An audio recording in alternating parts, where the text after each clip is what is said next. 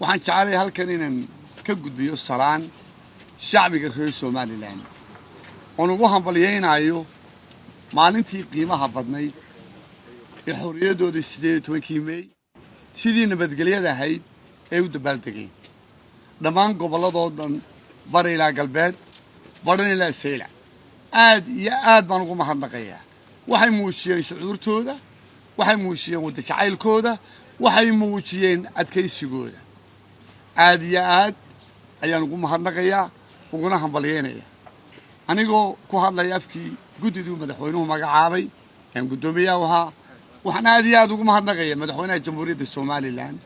inta hawshaasi jirtay shaqadeedu gacan badan siiyay oo la'aantii aan hawshaasi aan fiilin aan naga fusheyn aad iyo aad baan ugu hambalyeynayaa madaxweynaha iyo xukuumadda waxaan leenahay shacbiga reer Somaliland dabad iyo gudo hambalyaan dii soo direeya sidoo kale warbaahinta wadaniga iyo madaxa bannaan aad iyo aad baan ugu mahadnaqayaa sidii fiicnayd ay hawshaasi qaybtooda uga qaateen ee wadaniyada lahayd caalamkoo dhan baa laga daawaday waxaan aad iyo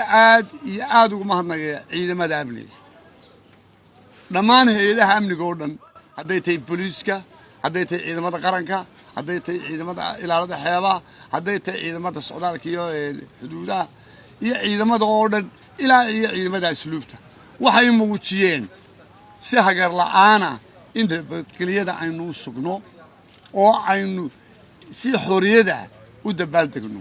ilaa imika dabaaldeguna u socdo intaa haddii aan dhaafo waxaan jecelahay wax yar ka tilmaamo qaranka jamhuuriyadda Somaliland hawl adag baa loo soo maray shacbigeedu dhabar adag badan bay muujiyeen waqtii ixtiraafkii ugu horeeyay ayaynu helnay 18 May safiirkii ugu horeeyay madaxweynuhu magacaabo wuxuu waraaqii aqoonsiga gaarsiiyay sida caalamiga madaxweynaha waddanka Israa'iil calankeenii laa ilaaha illa Muxammadur Rasuulullaah ku qornayd ayaa xafiiska madaxweynaha waddanka Israa'iil ka dhex taagnaa sida sharafka safarada loo maamulo miisugeeni reer kaarbadkii ayaa loo soo dhaway caalamku wuu wada daawanay caalam islaami iyo caalam carabi mid wax ka sheegtay may jirin laakiin waxa jira ashqaas Somaliland oo u adeegta cadawga Somaliland waxa yeelatay cadow badan ilaa inta aqoonsiga helay waa ogtihiin wadamo fara badan ayaa isu bahaystay waynu iska caabinay oo ka yahay xasan sheekh xamar meeraysanaya laakiin waxa dhacday in ashqaas jooga Somaliland ay caado u noqotay maalinta wax arrinka wadannimadu taagan yahay ee xorriyadoodu taagan tahay ee aqoonsigoodu taagan yahay inay ka faaloodaan afar sadar oo yar u qof ila sharci baan aqaana dadka isbaraya istusaaya waddankan aan waxba u tarin habeen u soo halgamin laakiin inta TV soo fadhiisto sharciyad ka sheekeeya waa laga yaqaan sharciga waxaan leenahay loo dul qaadan maayo cidad u adeegto waanu naqaana talaabo sharciga waafaqsan baa laga qaaday in ashqaas jooga Somaliland ay caado u noqotay maalinta wax arrinka wadannimadu taagan yahay ee xorriyadoodu taagan tahay ee aqoonsigoodu taagan yahay inay ka faaloodaan afar sadar oo yar u qof ila sharci baan aqaana dadka isbaraya istusaaya waddankan aan waxba u tarin habeen u soo halgamin laakiin inta TV soo fadhiisto sharciyad ka sheekeeya waa laga yaqaan sharciga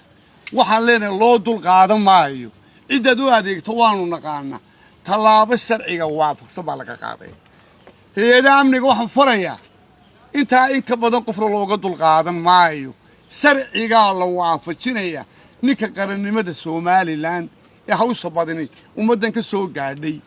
ee u dhabar adeegeen shacbi saabiriina oo wanaagsan weey laakiin se inay yar oo mar walba inta afar warqad soo akhriyo ilaa sharci baan aqaana aflagaadeeya qarannimada qarankani u dul qaadan maayo talaabo cad baa laga qaadaya ciidamada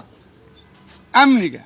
iyo sharciga waxaan leenahay talaabo cad sheekh iyo shariif tolo looga dul qaadan maayo wixii qarannimada xukuumaduna ma ogolaanayso warkaasi وأنا دي لسه عسيني وأنا وقدي عادي سياسة عالم الإسلامي يا عالم العربي مدوح كشيء تمشرو سفير كالصومالي الآن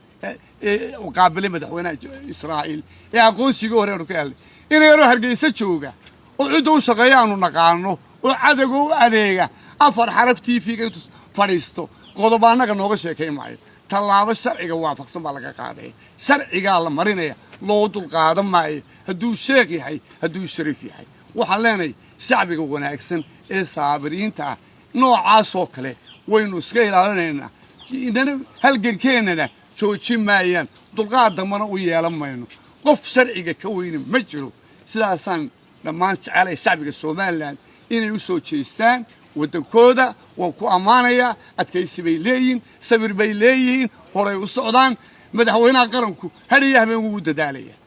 ميلو عم بينو مرينا دلعت بينو كبحينا لكن سو جوديه إنه كل السؤال يقصدوا ما أنت مركل لقبل أبو قعم بران وتكن كقبلين ما أقبل كرينو من تشوقيان شرعي كان لمرينا وحنا كودم بين الشرعي كودم وافق سياحي يقول ياسو صحيحين يقربوا صحيحي يقولوا وسيرتك الصوب حي